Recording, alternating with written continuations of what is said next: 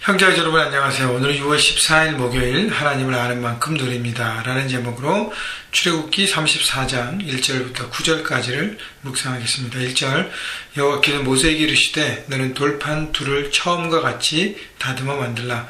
내가 깨트린 처음 판에 있었던 말을 내가 그 판에 쓰리니.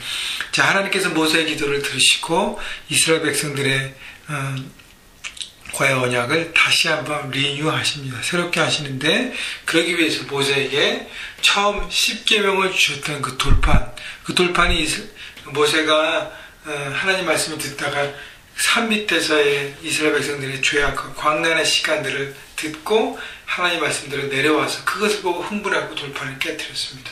그래서 언약이 깨지고 여러 가지, 물론 돌판이 이스라엘 백성들의 죄악 때문에 깨어졌습니다. 그래서 하나님 앞에 다시 간구했을 때 하나님께서 새롭게 해주시겠다고 말씀하셔서 이제는 처음에는 하나님께서 돌판을 직접 만들어 주셔서 글씨를 써주시고 그리고 모세에게 주셨지만 이번에는 그 두 돌판을 모세에게 만들어 가져오라고 말씀하십니다.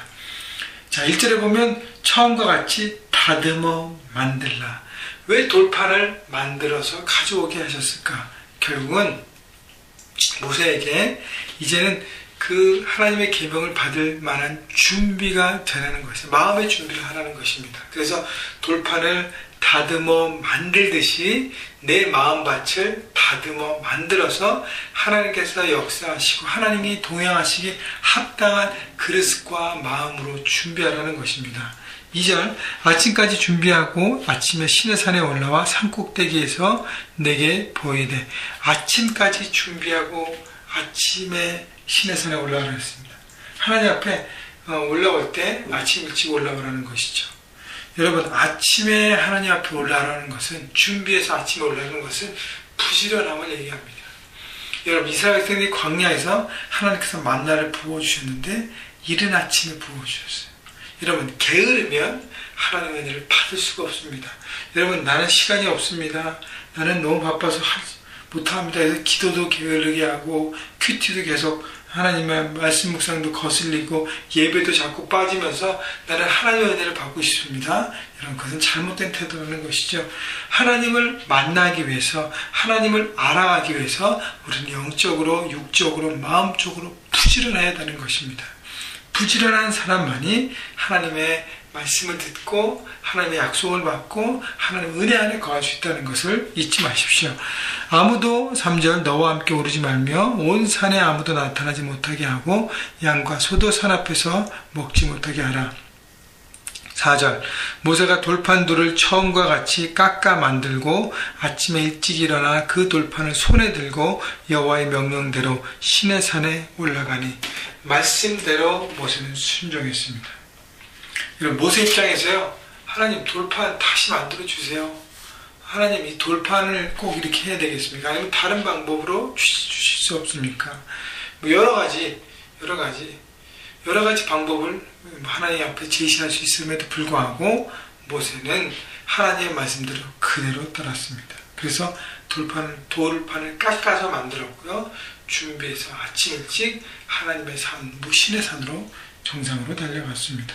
여러분, 우리에게 중요한 태도는 하나님 말씀을 액면 그대로 받아들이고 그 말씀대로 순종하는 것입니다.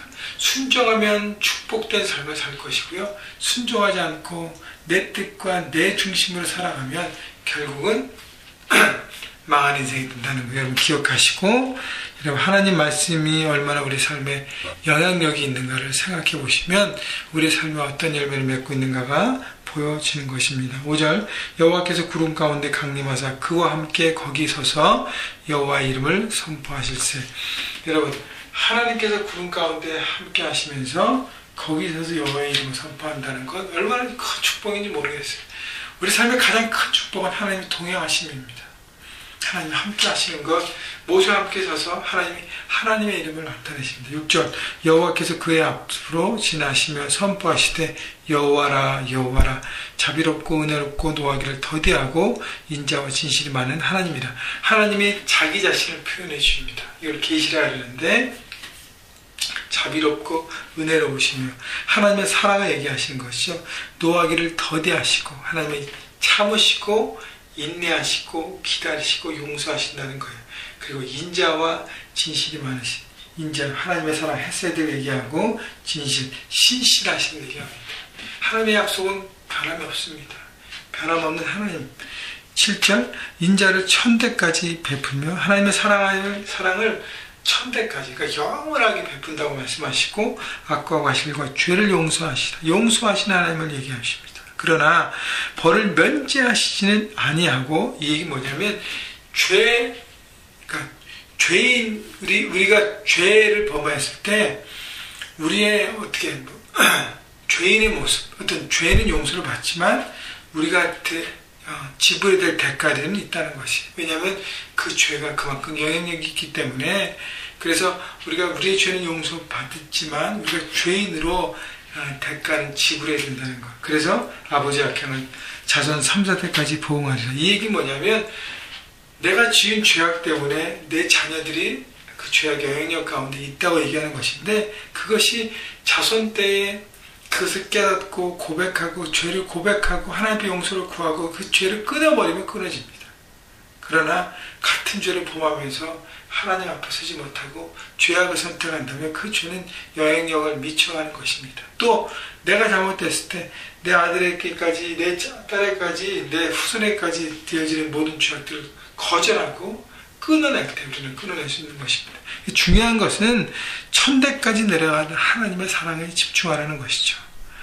그래서 하나님은 자기 자신을 표현하시는 것이죠.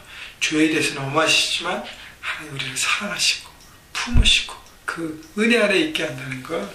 8절 모세가 급히 땅에 엎드려 경배하며 하나님께서 하나님을 표현하셨을 때 우리의 반응은 경배예요. 예배예요. 하나님 더 경외함으로 엎드려지는 것입니다. 주님밖에 없습니다.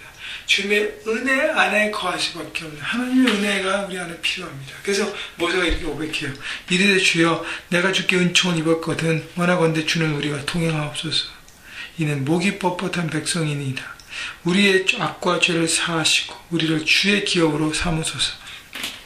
하나님, 우리는 목이 뻣뻣한 백성입니다. 하나님, 내가 하나님 앞에 철저하게 내 고집만 붙들고 갔습니다.